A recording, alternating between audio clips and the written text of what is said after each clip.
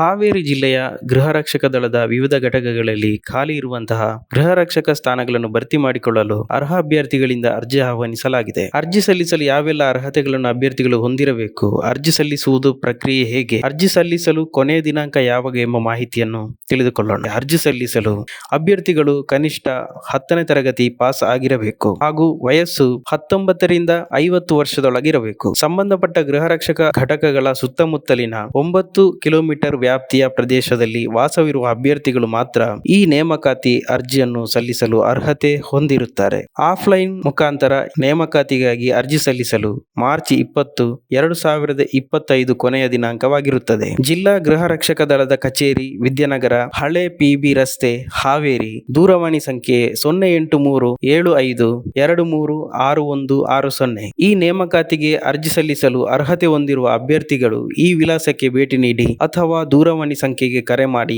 ವಿಚಾರಿಸಿ ಅರ್ಜಿ ಸಲ್ಲಿಸಿ.